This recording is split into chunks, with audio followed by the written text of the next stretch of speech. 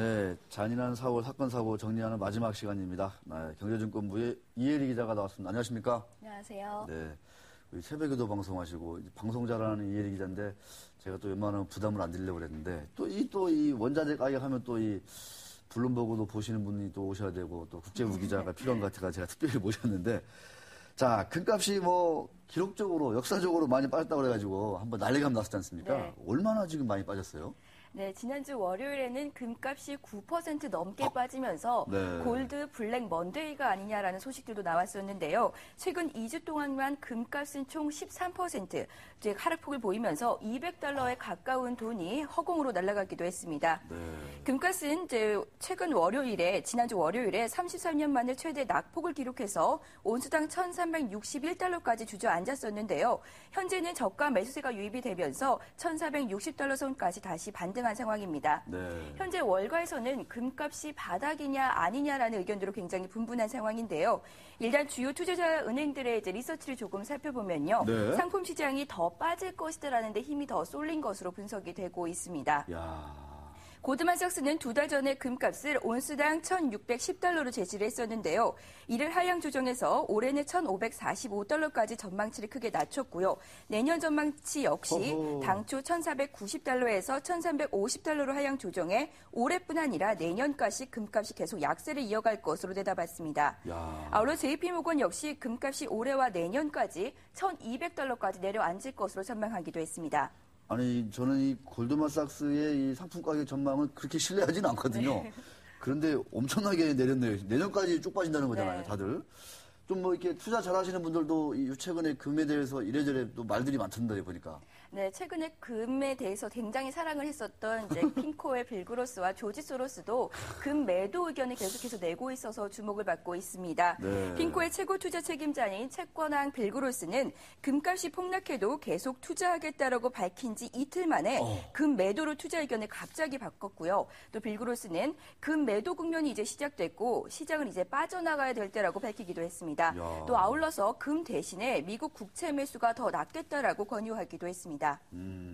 아울러 헤지펀드의 대부죠. 지난해 이제 금 쓸어담기에 열을 올렸었던 조지 소로스도 금이 더 이상 안전자산이 아니다라고 밝혀서 주목을 받고 있습니다. 며칠 전에 조지 소로스가 미국 증권거래위원회에 제출했었던 서류를 좀 살펴보면요. 금 투자 비중을 크게 줄인 것으로 나타나면서 조지 소로스의 금 매도가 금값 폭락을 이제 이끈 그 배후가 아니냐라는 의견들도 함께 나오고 있습니다.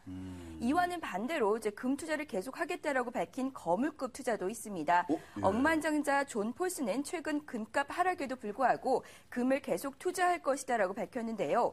자신은 금이 언젠가는 강력한 인플레이션 해치 수단이 될 것이다라면서 금값 하락에도 자신의 신념에는 변화가 없다라고 설명했습니다. 또 지난주에 금값 폭락으로 존 폴스는 우리나라 돈으로 1조 원이 넘는 투자 손실을 본 것으로 전해지고 있습니다. 이 폴스 아저씨는 요 몇 년 새 아주 손실이 어마어마해서 이분 얘기는 좀 상당히 좀 잘 들어야 됩니다. 유념해서 제가 보니까. 아, 금값 폭락으로 딱 그냥 1조 원 날렸군요. 네. 스케일이 아주 큽니다. 이 폴슨 아저씨. 한때는 참 그 최고의 연봉을 받는 헤지펀드 매니저였는데 몇 년 새는 아주 죽을 쓰고 있더라고요. 자, 빌그로스 씨가 이틀 만에 의견을 바꿨다. 뭔가 이분들도 이제 약간 좀 맛이 가는 거 아닌가 이런 생각이 듭니다. 사실 저한테는 이 금이 딱 이만큼 있습니다. 저한테 금이 딱 이만큼. 이게 제가 가진 이 금의 전부인데 옛날에 이 형님들, 딱 이렇게 문신 좋아하시는 형님들은 주렁주렁 금목걸이 있지 않습니까? 네. 그게 하나의 좀 자신들의 포스를 나타낸 거였는데 요새는 그거 이 한 꾸러미가 엄청 올랐잖아요, 가격이. 네, 그렇죠. 그래서 이제 최근에 빠지면서 그 형님들도 좀 속이 상할 것 같긴 한데 자, 우리 몇개 형님들 속 좀 상하실 것 같은데 더 빠진다고 하니까 좀 파는 게 어떨까 이런 생각이 듭니다. 목걸이를 좀 줄이시든가. 자, 경기가 불안하면 안전자산이 인기를 얻고 그러면 금값은 뭐 상당히 더 오를 것 같긴 한데 왜 이렇게 반대로 가는 거예요. 네, 맞습니다. 지난 2011년 쇼버린 쇼크에서도 볼 수 있었듯이 이제 글로벌 경제가 불안할 때 안전자산은 더 큰 빛을 발하게 되는데요. 네. 이에 따라서 재작년 11월에는 금값이 $1,920를 넘기도 했습니다. 하지만 최근에는 거시 경제 환경과 또 금값 간의 공식이 잘 맞지 않는 모습을 보여주고 있습니다. 글로벌 실물 경제에 대한 둔화 우려는 더 커졌는데 되려 금값은 하락하는 양상을 보이고 있어서 전문가들은 이제 금이 더 이상 안전자산이 아니다라는 의견들도 함께 내놓고 있는 상황입니다. 아울러 금뿐 아니라 대부분 원자재 가격 하락의 가장 큰 원인은 바로 수요 감소입니다. 경기 부진으로 원자재 수요가 감소할 것이다라는 게 가장 큰 이유인데요. 올해 가장 매력적인 투자처로 손꼽혔었던 중국도 지난주 1분기 GDP 쇼크를 겪으면서 경기 둔화가 더 침체되고 있는 상황이고요. 또 원자재 최대 수요국인 중국 경제가 침체된다는 것은 바로 원자재 수요 감소로 바로 이어지게 됩니다. 아울러서 미국의 고용지표와 또 소비지표도 굉장히 둔화되는 양상을 보이고 있고요. 또 유럽의 최대 경제국인 독일도 성장세가 계속 꺾이면서 미국과 유럽, 중국 세 국의 경제 모두가 불안한 상황입니다. 따라서 세계 경기에 가장 민감하게 연결되어 있는 원자재 가격이 뚜렷하게 이제 하락세를 보이면서 일각에서는 글로벌 디플레이션 우려까지 고개를 들고 있는 상황입니다. 제가 보면요, 여러 가지 이제 경기가 안 좋으니까 이제 수요가 준다는 거잖아요, 원자재 가격이. 뭐 그 얘기는 맞는 것 같은데, 원래 이제 금 하면은 인플레를 좀 이제 방어하는 해지 수단의 대표적인 상품이었잖아요. 네. 근데 그거 부분에서도 조금 금이 매력이 떨어진다 이런 얘기도 좀 나오고 있어요. 어떻습니까? 네, 원래는 이제 주요 국가 BOJ나 네. 이제 연준 등 이제 주요 국가들이 계속해서 양적 완화를 내놓으면서 인플레이션이 점점 고조가 되고 이에 따라서 안전자산인 금이 더 매력적이게 될 것이다라는 게 작년의 전망이었습니다. 하지만 현재는 이제 글로벌 경제 상황을 조금 살펴보면 인플레이션보다는 디플레이션 우려가 더 커지고 있는 상황입니다. 따라서 우려 사항이 인플레에서 디플레이션으로 바뀌면서 금값 하락을 부추기고 있는 것으로 분석되고 있습니다. 또 지난주에는 키프로스 금 매각 소식과 함께 또 유럽 위기국 중앙은행들이 금을 대규모로 내다 팔 것으로 전해지면서 금값 하락을 부추기기도 했습니다. 네. 아쉽게도 우리 대한민국에는 이제 더 이상 금이 나오는 광산이 사실상 없다고 해도 과언이 아니죠. 그런데 북한에는 있습니다. 아직도 북한에서는 금이 많이 나오는 광산이 있다고 하는데 그거를 중국에서 노린다 이런 얘기가 나와가지고 속이 참 상하던데 그거를 우리가 좀 협력을 잘해가지고 좀 캤으면 하는 그런 생각도 듭니다. 자, 폭락하던 금값 요 며칠 전 이번 주 좀 야금야금 또 반등했어요. 네. 이것도 뭐 그냥 이 시장도 그냥 우리가 얘기하는 뭐 저가 매수세 이런 게 있는 건가요? 네. 왜 그런가요 도대체? 네, 금값은 지난주에 대폭락을 기록한 이후에 지금은 전혀 다른 모습을 보여주고 있습니다. 바로 지금이 기회다. 지금이 아니면 언제 사겠느냐 이런 분위기가 커지면서 저가 매수세로 금값이 일주일 만에 $100나 올랐습니다. 오늘은 또 6개월 만에 최대 상승폭을 기록하기도 했습니다. 현재 중국과 홍콩 또 인도 등 주요 금 소비 국가에서는 금 사재기 열풍이 불고 있다고 하는데요. 지금이 금값 바닥이라는 인식이 확산이 되면서 금 시장에는 금을 사려는 사람들로 장사진을 치르고 있다고 합니다. 또 특히 금값이 9%나 넘게 빠졌었던 지난주 월요일에는 상하이에 위치한 보석상에는 전날보다 2배가 더 많은 42안의 골드바가 팔렸다고 하고요. 또 홍콩에서는 지금 없어서 못 팔 정도로 금이 최대 인기를 누리고 있다고 합니다. 아울러 실제로 지난주 금값이 폭락을 했을 때 투기 세력들은 금에 몰빵했다라는 소식들도 계속해서 전해지고 있는 상황입니다. 조금 오르기는 했지만 금값은 아직도 저가의 수준인데요. 이에 따라서 조금 지금이라도 투자를 할까 이렇게 고민하시는 분들도 이제 계실 텐데 일단 증시 전문가들은 일단 저가 매수세로 차익을 보는 투자는 조금 위험하다라고 보고 있고요. 앞으로 2년간은 금 시장에는 랠리가 없다라고 보고 있기 때문에 완전히 장기 투자를 할 게 아니다라면은 다른 곳에 투자하는 게 더 낫겠다라는 의견들을 내놓고 있습니다. 네, 참 금 관심 있어 하시는 분도 많은데 역시나 아시아가 문제였거든요. 중국, 홍콩, 인도, 그리고 코리아. 네. 이 아시아가 문제입니다. 금 참 좋아하는 것 같아요, 동양 사람들. 자, 금값보다 문제는 이제 사실은 이제 금은 이제 우리가 이제 사치품으로 많이 이제 소장하고 있는데 이 구리는 또 다르잖아요. 네. 구리는 산업 현장에서도 많이 이제 쓰이고 있는데 구리값이 또 이게 심상치 않게 빠지고 있어요. 어떻습니까? 네, 최근 가장 우려스러운 부분 중에 하나가 구리값 하락입니다. 네. 월가에서는 구리를 닥터 코포로 불리고 있는데요. 구리는 경제학 박사처럼 구리의 이제 가격 향상을 조금 보면 경제 향방을 미리 가늠해 볼 수 있다라고 해서 붙여진 별명입니다.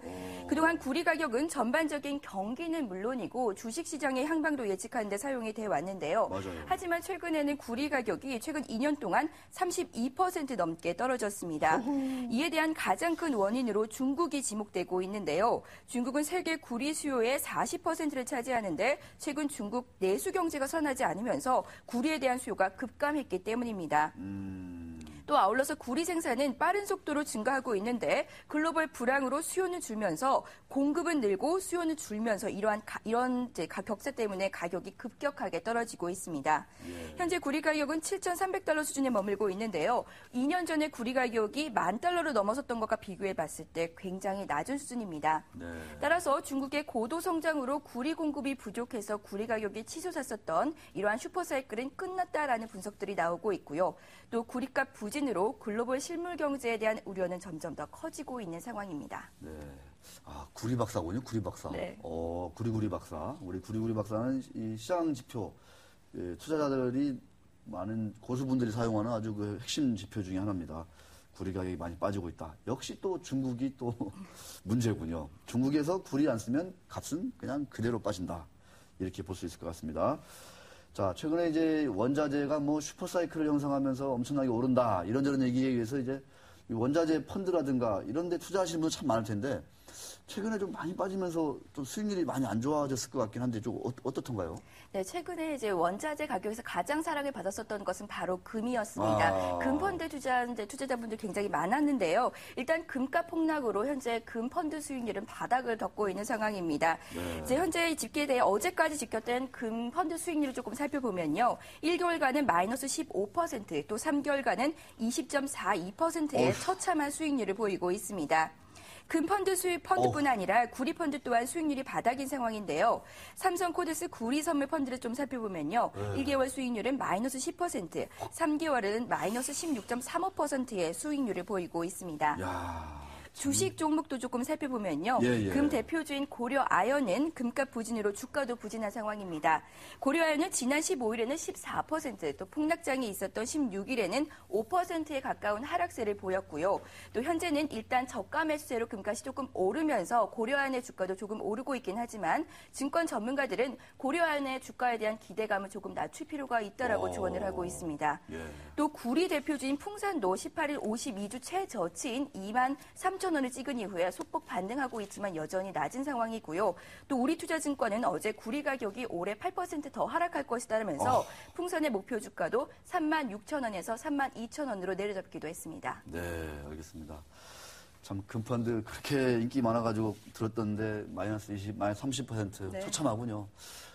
이 저금리 시대에 무엇로 재테크를 해야 될지 갈수록 답을 찾기가 어려운 것 같습니다. 네. 자, 마지막으로 짧게. 자, 근데 유독, 뭐예요, 이거? 천연가스는 안 빠지고 있어요? 네, 천연가스만 계속 오르고 있는데 그래요? 굉장히 유일하게 오르고 있는 원자재 중 하나입니다. 그래요? 여긴 좀 뭐 다른 이유가 있나요? 네, 이제 금과 원유, 구리 등 대부분의 원자재 가격이 다 하락했는데 네. 이제 천연가스만 나홀로 강세를 보이고 있습니다. 미국의 천연가스 선물 가격은 올해 들어서만 20% 넘게 상승을 했는데요. 네. 또 금값 대폭락이 있었던 지난주에 천연가스는 되려 21개월 만에 최고치를 기록하는 모습을 보이기도 했습니다. 천연가스의 독주는 때 아닌 강추위에 따른 난방 수요 증가 때문인데요. 설비와 유지 보수 등의 이유로 생산량은 크게 줄어서 공급은 적은 상황이지만 수요는 많아지게 되면서 가격 상승을 부채질하고 있습니다. 골드만삭스는 투자 보고서에서 금 투자는 이제 잊어버려라. 그리고 굳이 상품 투자에 투자하고 싶으면 금 대신에 천연가스를 선택하라라고 조언하기도 했습니다. 이에 따라서 천연가스와 셰일가스 관련주들이 다시 한번 주목을 받을 전망이고요. 개별 펀드로는 천연가스에 투자하고 있는 유리글로벌 천연펀드 같은 경우에는 일부 펀드만 5%의 플러스 수익률을 보이고 있는 상황입니다. 네, 알겠습니다. 천연가스만 도약청청하고 있다 이런 얘기입니다. 자, 이래 기자 몸조리 잘 하시고요. 네, 즐거운 주말 보내시기 바라겠습니다. 네, 수고하셨습니다.